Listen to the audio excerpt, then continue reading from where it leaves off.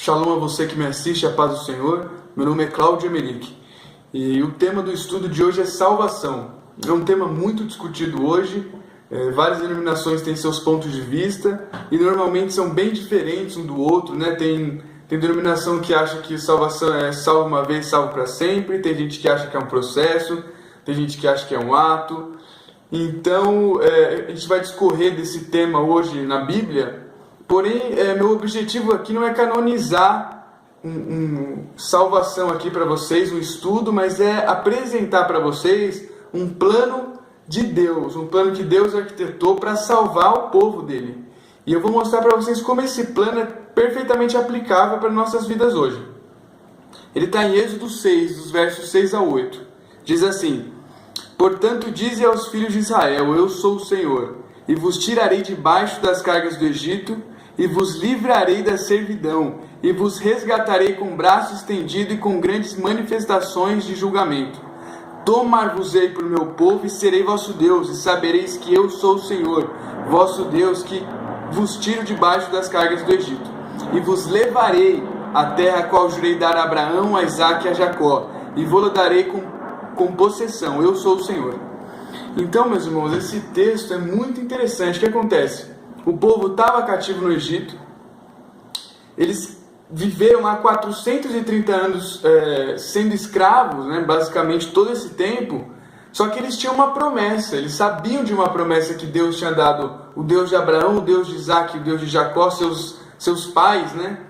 Deus tinha dado uma promessa de uma terra prometida, e eles cresceram, todas as gerações que passaram esse período no Egito cresceram com essa esperança no coração, de que tinha uma promessa. Agora não bastava só ter a promessa. O Senhor tinha que tirar eles dali e introduzir a nova terra. E é claro, o Senhor tinha um plano arquitetado para isso. Então o Senhor não só deu a promessa, como deu um plano. Assim, olha, eu vou tirar vocês daí, vou fazer esses 4 passos, são 4 passos que tem aqui dentro, para vocês herdarem a terra. Então ele tem a promessa, mas ele também tem um plano, ele te ajuda a chegar lá. E são 4 verbos que a gente encontra aqui nesse texto. Ele fala assim, tirar-vos-ei, livrar-vos-ei, resgatar-vos-ei e tomar-vos-ei. E esses 4 verbos, eles representam muito para nossas vidas, muito para o plano de Deus de salvar nossas vidas. Vamos tentar entender aqui o que significava isso para o povo.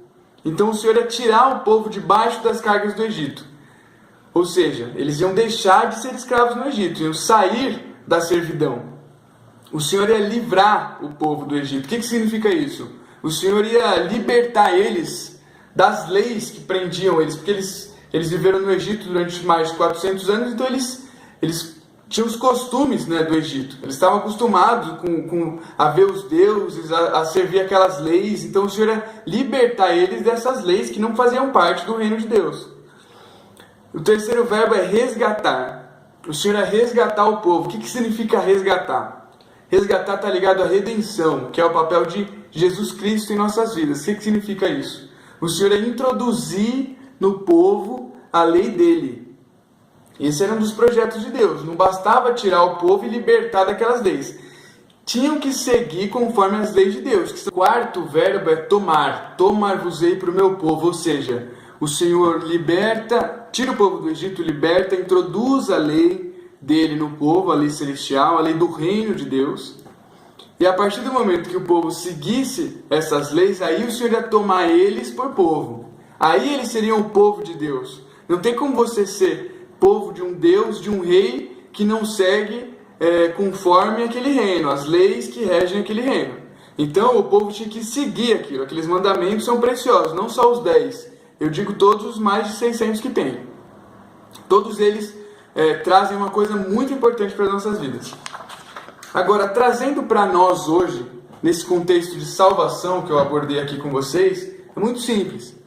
Nós somos um povo hoje que caminha em direção à terra prometida. Nós temos essa promessa como esperança. Nós, gentios e judeus também, temos no nosso coração essa esperança dessa terra, de um dia que o Senhor vai vir e vai trazer juízo, que é um mundo que está precisando muito de juízo, e a gente tem que orar para isso acontecer. Não para as pessoas sofrerem o juízo, mas a gente tem que orar para o Senhor tirar a mão de juízo forte dele. porque o dia do Senhor não é bom, como todo mundo acha. Para quem vai ficar aqui é um dia ruim, cabe a nós. É o papel da igreja hoje não deixar que isso aconteça com essas pessoas. E nós somos um povo que caminha em direção a essa terra. Então, dá para aplicar esse plano de Deus perfeitamente em nossas vidas. Qual que é o plano de Deus para a sua e para a minha vida hoje? Ele quer tirar você do Egito. Ele quer tirar você do mundo. Ele quer tirar você das leis que regem o mundo, que são leis imorais, totalmente contra a ética bíblica. Ele quer libertar a sua vida, ou seja, ele não quer que você só saia do mundo e comece a frequentar uma igreja. Ele quer que você seja liberto das leis do mundo, que a sua mente se volte a pensar como a mente de Deus. Então, depois que o Senhor liberta a sua vida, Ele introduz no seu coração a lei dele. E aí que entra o terceiro verbo, que é resgatar, que ele fala do papel de Cristo, como eu disse aqui para vocês. Por quê? Porque uma das funções de Jesus Cristo na terra foi colocar a lei do Pai no nosso coração, de uma forma que nós pudéssemos entender. Então a lei até Cristo ela era muito carnal, né? Deus não gostava que o homem olhasse para uma mulher com uma intenção ruim. Porém, a lei ela era totalmente carnal. Se o homem não praticasse o ato do adultério, ele provavelmente não estaria em pecado mediante a lei. Mas Jesus Cristo veio e acrescentou um pouco. É por isso que a nova aliança ela é superior à antiga, porque ela acrescenta. Jesus Cristo acrescentou o seguinte: olha, não é só o ato que é pecado. Se o seu coração já tiver a intenção, isso também continua sendo pecado. Então a lei de Deus, meus irmãos, ela acrescentou muito em nossas vidas, no sentido de ficou muito mais difícil para nós, né? Porque agora ela está dentro do nosso coração. Nós temos que seguir conforme o Espírito Santo nos fala. Então, essa função de Jesus Cristo, dele estar dentro da sua vida, dele informar para você qual que é o seu papel como cristão hoje, quais são os atos que você deve seguir, é a função do terceiro verbo, resgatar-vos-ei. Ou seja, a gente tem que seguir conforme essa lei de Cristo. Porque se a gente parar, pensa bem, se a gente para nesse terceiro verbo, o quarto não chega. Qual que é o quarto? Tomar-vos-ei por meu povo. O Senhor só pode tomar por povo dele, você só pode fazer parte do reino de Deus ainda nessa terra se você seguir conforme o reino de Deus, né? Se você seguir conforme as leis que regem esse reino. E as leis são de quem? São do Pai. O Pai já deu essas leis e o Filho veio colocá-las no nosso coração. Então, meus irmãos, a gente precisa passar por esses 3 primeiros verbos para que a lei do Senhor esteja nas nossas vidas completamente e não só espiritualmente. Nosso coração, ele é o principal, a intenção é a que vale.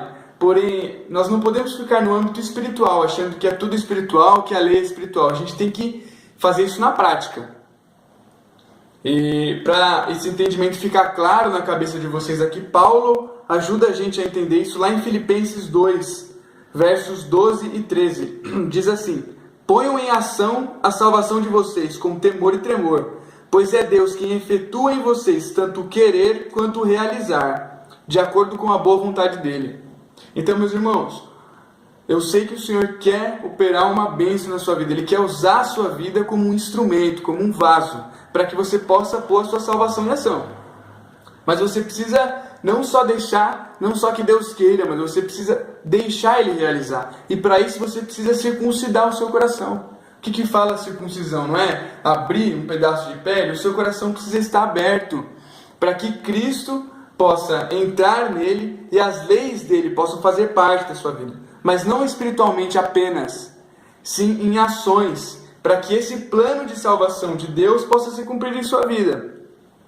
Eu não quero excluir os outros conceitos de salvação que você tem, mas eu quero colocar aqui que a salvação não pode ser um bem material que você fala assim: olha, eu tenho essa salvação, é minha e acabou, eu sou salvo. A salvação ela faz parte de um plano. A partir do momento que Deus concede salvação à sua vida através do Filho dele, é porque Ele quer que você haja como o Filho dele. É que o Filho dele foi um exemplo nessa terra de como você deve agir, de como você deve tratar as pessoas. Então a salvação é algo que você tem, mas que você deve colocar em ação. A salvação é um plano de Deus para você, como a gente pôde ver aqui. Então a gente não pode ficar parar em alguma dessas etapas, a gente tem que concluir elas todas, porque a gente só vai ter a nossa salvação plena, meus irmãos, na eternidade com Cristo. Então nessa terra a gente não pode ter certeza ainda de que está salvo e de que você não precisa fazer nada para isso, mas você tem um papel como igreja. Jesus veio implantar o reino dos céus na nossa terra, na nossa vida. Nós levamos o reino de Deus para as pessoas. E para isso a gente precisa seguir conforme o Pai quer. Então, eu quero deixar essa mensagem para você hoje, meditar nisso. Pensa nessas palavras, analisa um pouco esse texto de Êxodo 6 e tenta aplicar na sua vida. Você vai ver que o Novo Testamento, ele vai sempre completar o Velho. Ele vai sempre explicar para você tudo aquilo, toda a vontade de Deus. A vontade de Deus não mudou, ela não passou, porque Ele é o mesmo Deus ontem, hoje e sempre será. Então a gente precisa ler o Novo Testamento com esses olhos. A gente precisa entender que o Novo Testamento ele explica o Antigo, eles se completam. Um sem o outro, ele não faz um servo do Senhor. Um testamento sem o outro, não tem como você...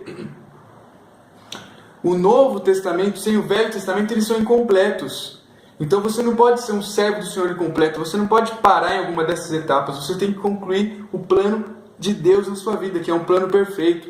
Tiago fala que a fé sem obras ela é morta. E mais para frente ele fala o seguinte, que a lei de Deus é perfeita, é uma lei da liberdade. Então, meus irmãos, nós somos livres. O livre-arbítrio de Deus em nossas vidas é para seguir conforme a vontade de Deus. Se você já teve esse entendimento, se você tem isso no seu coração, medite nesse texto. Entenda que a salvação de Deus para a sua vida não é simplesmente para você herdar a eternidade. A salvação é um plano para que você possa cumprir a vontade dele nessa terra. Para que você possa levar para as outras pessoas o reino de Deus, que de fato está dentro de você, no seu coração. Amém? Espero que essas palavras possam ajudar você na sua caminhada. A paz do Senhor.